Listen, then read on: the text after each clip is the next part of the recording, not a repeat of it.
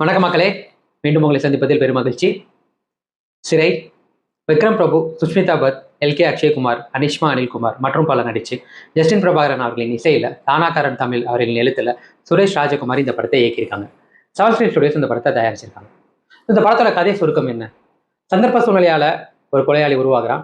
அந்த கொலையாளியை கோர்ட்ல ஒப்படைக்கிறதுக்காக வேலூர்ல இருந்து சிவகங்கைக்கு டிராவல் பண்ணி கூட ஒரு எஸ்காட்டோட வராங்க. இந்த வழிநடுக்கில் நடக்கிற இந்த கதைகள், இங்கே நடக்கிற சம்பவங்கள், கடைசியில் அந்த கோர்ட்டில் அந்த குற்றவாளி ஒப்படைச்சாரா இல்லையா, அந்த குற்றவாளிக்கு இந்த கோர்ட் தண்டனை கொடுத்துச்சா இல்லையா, அவரோட கேஸை விசாரிச்சதா இல்லையா அப்படின்றத பலவிதமான இன்றைக்கு சூழல்ல உள்ள யதார்த்தத்தின் அடிப்படையில் நம்மளுக்கு காட்ட முயற்சி பண்ணியிருக்காங்க. கடைசியாக முடியும் போது ஒரு நல்ல மெசேஜ். இந்த படம் வந்துட்டு 1998 ஒரு 2003 நடக்கிற அந்த காலகட்டத்தில் எடுத்திருக்காங்க.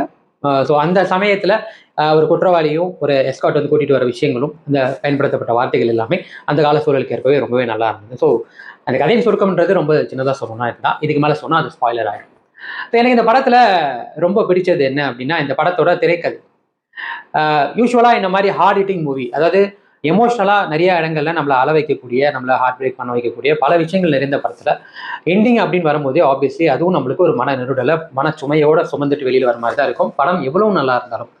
ஸோ அந்த மாதிரி இல்லாமல் ஒரு ஹாப்பி எண்டிங்காகவும் ஒரு நல்ல எண்டிங்காகவும் கொடுத்துருந்தாலும் அது ஜஸ்டிஃபிகேஷனோட கொடுத்த விதம் நல்லா இருந்தது. அதுக்காக படம் ஆரம்பிக்கிற அந்த முதல் காட்சியிலேருந்து முடிகிற அந்த கடைசி காட்சி வரைக்கும் அந்த திரைக்கதை அமைப்புன்னு இருக்குல்ல, எந்த இடத்துலையுமே நம்மளுக்கு தொய்வா தெரியல. எல்லா காட்சிகளுமே, நிறைய காட்சிகள் புதுசாக இருந்தது. நான் சொன்ன மாதிரி அவங்க பயன்படுத்தப்பட்ட வார்த்தைகளாக இருக்கட்டும், ஒரு காவல்துறை அதிகாரி, நம்ம ஒரு ஏஆர், ஒரு எஸ்காட், அவன் ஒரு குற்றவாளியை, விசாரணை கைதியை கூட்டிட்டு வந்து கோர்ட்டில் ஒப்படைக்கிறதா இருந்தா, அவங்களை கூட்டிட்டு வரும்போது அந்த அவன் கைதி செலவுக்கு வந்து அந்த கைதி தான் எடுத்துட்டு வரதுன்னு சொல்றதா இருக்கட்டும், அவங்க கொடுக்குற அந்த பாஸ்போர்ட்ன்ற விஷயங்களா இருக்கட்டும், ஒரு கைதி இன்னும் வெளியில கூட்டிட்டு வரும்போது அவன் வந்து தன்னோட இயற்கை உபாதிகளை கழிக்க பாத்ரூம் யூஸ் பண்ணணும்னா கூட அதுக்கு முன்னாடி போய் அவங்க செக் பண்றதா இருக்கட்டும், இந்த மாதிரி பல விஷயங்கள் புதுசா இருந்தது அந்த திரைக்கதை அமைப்பிலே. ஸோ முதல் பாதி முழுக்க நம்மளை வந்து அந்த மாதிரி விஷயங்களை காட்டி ஒரு ட்விஸ்டோட இன்டர்வல் முடிக்கிறப்போ நம்மளுக்கு நம்ம மூளை வந்து இவ்வளவு நாள் படம் பார்த்து வேற ஒரு வித பரிணாமத்துல இருந்தா அது கிடையாதுன்றதை மற்றொரு பரிணாமத்துல நம்மளுக்கு காட்டின விதம் நல்லா இருந்தது. இரண்டாம் பாதியில இந்த கதையின் ஆழம் இன்னும் அதிகமாக உள்ள நோக்கி நம்மளை இழுத்துட்டு போய் அந்த கோர்ட்ல நடக்கிற விஷயங்களா இருக்கட்டும், அதுக்கப்புறம் நடக்கிற அடுத்தடுத்த சீன்ஸ்ல நம்மளுக்குள்ள உருவாக்குன அந்த பதட்டம், பரபரப்பா இருக்கட்டும், இண்டு வரைக்கும் அதை கொண்டு போனாங்க. த்ரூ அவுட்ல கிளைமேக்ஸ்ல வந்துட்டு நம்ம ஓகே ஃபைன், ஏதோ ஒரு மாற்று வரப்போகுதுன்னு நினைக்கிறப்போ அங்க ஒரு நம்மளுக்கு ஒரு சர்ப்ரைசிங்காக வேற ஒரு டிரான்ஸ்ஃபார்மேஷன் ஷாக்கிங்காக முடிச்சு, அதுக்கப்புறம் அங்கேருந்து ஒரு சின்ன டிரான்ஸ்ஃபார்மேஷனோட எண்டு கொடுக்குறப்போ ஒரு நல்ல மெசேஜோட முடிச்சது வந்து படம், முழு படமும் ஒரு நல்ல படம் பார்த்து திருப்தி இருந்தது. ஸோ எனக்கு இந்த படத்துல முதல்ல பிடிச்சது அந்த திரைக்கதை. ரெண்டாவது, இந்த படத்துல இந்த திரைக்கதை வாக்குல ஒவ்வொரு கதாபாத்திரத்தையும் வடிவமைச்சது. அந்த கேரக்டர் ஆர்க், ஒவ்வொரு கேரக்டருக்கும் எவ்வளோ வேணும், எவ்வளோ ஸ்பேஸ் வேணும், என்ன மாதிரி அவங்களோட பெர்ஃபார்மன்ஸ் வேணும்ன்றது வந்து கோடிட்டு காட்டுற மாதிரி அருமையா இருந்தது. முதல்ல விக்ரம் பிரபுல இருந்து ஆரம்பிச்சோன்னா அவருக்கு இந்த மாதிரி கேரக்டர்ஸ் எல்லாம் அவரை தவிர வேறு யாராலும் பண்ண முடியாதுன்ற அளவுக்கு கச்சிதமா பொருந்தக்கூடிய ஒரு ஆள். இந்த படத்துலையுமே ஒரு ஹீரோ கேட்டகரி எல்லாம் தாண்டி அந்த கதாபாத்திரத்துக்குள்ள அவர் ரொம்பவே வாழ்ந்திருக்காருன்னு சொல்லுவோம். பிரமாதப்படுத்தியிருந்தாரு. படம் ஆரம்பிக்கிறது ரெண்டு வரைக்கும் ஆரம்பிச்ச கொஞ்ச நேரத்திலேயே அவரோட கடமைக்கு அவர் எவ்வளவு உண்மையா இருக்காரு அப்படின்றதையும், அவரோட அதிகாரத்தை எவ்வளவு பயன்படுத்திக்கிறாருன்றதையும், அதுக்கப்புறம் அந்த கேரக்டர் உள்ள நுழைஞ்சதுக்கு அப்புறம் அவர் எவ்வளவு தூரத்துக்கு மாறாருன்றதையுமே ரொம்ப பிரமாதமா படித்திருந்தாரு. அதுக்கு அடுத்து அக்ஷய், அவரோட டெபியூ மூவி. ஆனா அது மாதிரி கொஞ்சம் கூட எங்கேயுமே காட்டாத அளவுக்கு ரொம்பவே பிரமாதப்படுத்திருந்தார். ரொம்ப சட்டிலா பிளே பண்ணணும், அதே மாதிரி எமோஷனா உடையும் போதும் டு தி எக்ஸ்ட்ரீம் போகணும், ரெண்டுமே ரொம்ப நல்லா கையாண்டு இருந்தாரு. அதே மாதிரி தமிழ்ல டெபியூ ஆன அனிஷ்மா அனில்குமார் அவங்களுமே வந்துட்டு அந்த சின்ன பொண்ணு கேரக்டருக்குரிய ஒரு பரிதவிக்கக்கூடிய ஒரு கேரக்டர். அது படம் முழுக்க நம்மளுக்கு வந்துட்டு அவங்க வர இடங்கள்ல அவங்க சிரிக்கிறப்ப நம்மளும் சிரிக்கிறோம், அவங்க அழுகிறப்ப நம்மளும் அழுகிறோம், அந்த அளவுக்கு நம்மளுக்கு எமோஷனல் இம்பாக்ட் வந்தது. இன்னொரு சுஷ்மிதா பட் அவங்களுமே வந்துட்டு அவங்களுக்கு கொடுத்த ரோலை கச்சிதமா பண்ணியிருந்தாங்க. அது மட்டும் இல்லாம கூட வர அத்தனை கேரக்டர்ஸுமே ஜஸ்டிஃபிகேஷனா இருந்தது. ஒரு சீன் வந்தா கூட அந்த சீன்ல அவங்களுக்கான அந்த ஜஸ்டிஃபிகேஷன் இருந்தது. சொல்லப்போனா அந்த படத்துல டவாலியா ஒரு கேரக்டர் வருவாரு.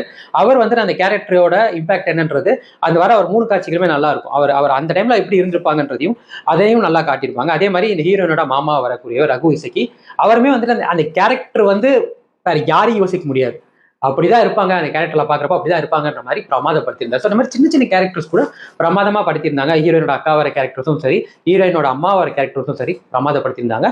அதே மாதிரி விக்ரம் பிரபுவோட டிராவல் பண்ண மற்ற கேரக்டர்ஸுமே நல்லா இருந்தாங்க. ஸோ கேரக்டர் ஆர் நம்மளுக்கு அந்த படத்தோட கேரக்டருக்கு எவ்வளவு முக்கியத்துவம் கொடுக்கணுமோ அவ்வளோ அழகா பண்ணியிருந்தாங்க. உதாரணத்துக்கு ஃபர்ஸ்ட் ஆஃப்ல ஒரு போலீஸ் ஸ்டேஷன் சீன் வரும், அங்க இன்ஸ்பெக்டரா பண்ணக்கூடியவர். பல படங்கள்ல அவர் கெட்டவராக தான் பார்த்திருப்போம். பட் இந்த படத்துல ஒரு பக்காவான சீன், கைத்தட்டல் பறக்கக்கூடிய ஒரு சீன், ஒரு கூஸ்பம் சீன் சொல்லணும், பிரமாதப்படுத்தியிருந்தார். இந்த மாதிரி கேரக்டருக்கு சின்ன கேரக்டர் பெரிய கேரக்டர் வித்தியாசம் இல்லாம எல்லா கேரக்டருக்குமான முக்கியத்துவத்தை பிரமாதமா கொடுத்திருந்தார் எழுத்துக்கள்லயே. அதை வந்து அவங்க பெர்ஃபார்ம் பண்ண விதம் ஒருபடி மேல போய் சென்சேஷனலா இருந்ததுன்னு சொல்லலாம். So characters performance பின்னிட்டாங்க.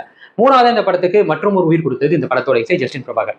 பல இடங்கள்ல இந்த படத்துல வர பாடல்கள் படத்தோட வரனால நம்மளுக்கு அது ஒரு பெருசா இடையூறா தெரியாதது ஒரு மகிழ்ச்சி.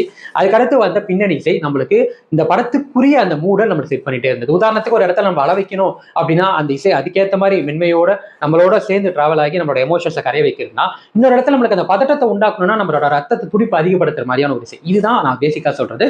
அதை பிரமாதப்படுத்தியிருந்தாருன்னு சொல்லணும். ஜஸ்டினோட இசை வந்து இந்த படத்துக்கு இன்னும் ஒரு உயிர். அது சிறப்பாக செஞ்சிருந்தாரு. அதுக்கடுத்து இந்த படத்தோட technical team, cinematography, editing, art works, ஏன்னா இது 98 2003 நடக்கிற வரையும் இருக்கிற விஷயங்கள், அது எல்லாமே சிறப்பாக ஆர்ட் ஒர்க்ஸ் பண்ணியிருந்தாங்க.